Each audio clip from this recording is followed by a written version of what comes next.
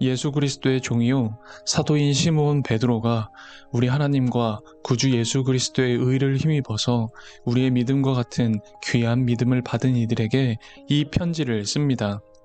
하나님과 우리 주 예수를 알므로써 은혜와 평화가 여러분에게 더욱 풍성하여지기를 바랍니다. 아멘.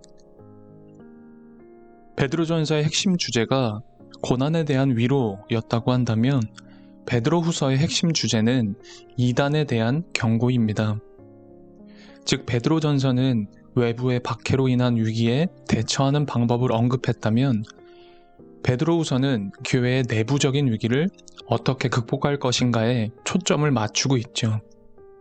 최근 우리나라에서 가장 대표적인 이단 집단은 신천지입니다.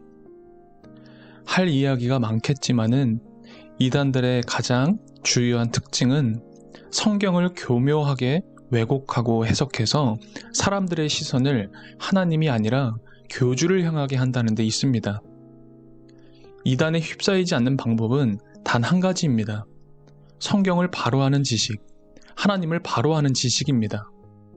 그러나 하나님을 바로 아는 지식은 단순한 지적인 지식만을 의미하는 것이 아니라 하나님과의 깊은 교제를 통한 체험적 지식을 포함합니다.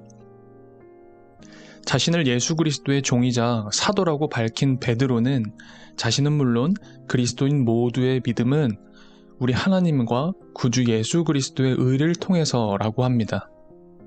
즉 그리스도인의 믿음의 출처는 내가 아니라 하나님이시라는 거죠.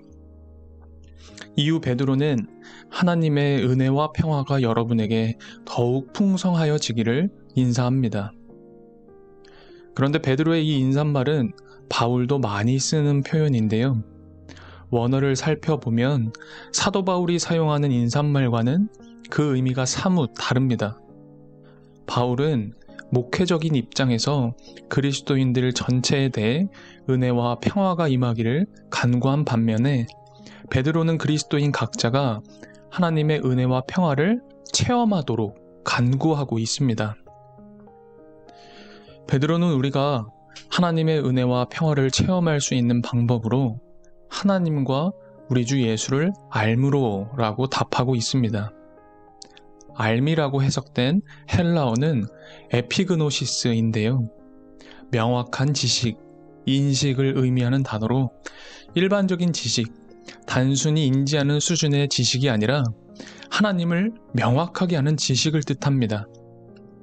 따라서 우리가 읽었던 알미라는 것은 하나님과의 깊은 교제를 통해서 얻게 되는 지식을 의미합니다. 그리고 이후 5절에서 7절에서는 이렇게 기록되어져 있었죠. 여러분은 열성을 다하여 여러분의 믿음에 덕을 더하고 덕에 지식을 더하고 지식에 절제를 더하고 절제에 인내를 더하고 인내에 경건을 더하고 경건에 신도 간의 우애를 더하고 신도 간의 우애에 사랑을 더하도록 하십시오.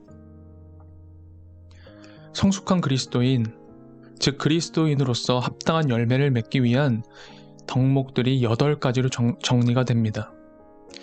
이 덕목들은 믿음으로 시작해 사랑으로 끝을 맺습니다. 이상과 같이 믿음의 7가지 덕목을 채워갈 때 우리는 하나님을 인격적으로 더 깊이 체험하는 성숙한 그리스도인이 되게 됩니다. 믿음은 개인의 노하우와 노력으로 얻은 것이 아닙니다. 전적으로 하나님의 은혜에 기인합니다. 하나님께서 우리를 당신의 자녀로 불러주셨습니다. 하나님께서는 욕망으로 썩어 없어져 버릴 수밖에 없는 우리를 택하고 부르셨고 생명에 속한 것을 주시며 그리스도의 영원한 나라를 약속하셨습니다. 하나님께서 이처럼 우리를 택하고 부르신 것은 우리가 신성한 성품에 참여할 것이라고 우리를 믿으시기 때문입니다. 어떤 상황에서도 하나님을 향한 믿음으로 나갈 때 우리 삶 속에는 하나님을 알므로 인한 은혜와 평화가 가득할 것입니다. 주님, 세상에 썩어질 것만을 욕망하며 살아가던 우리를 택하여 부르시고 말씀을 통해 예수님이 우리의 구원자이심을 믿게 해주셔서 감사합니다.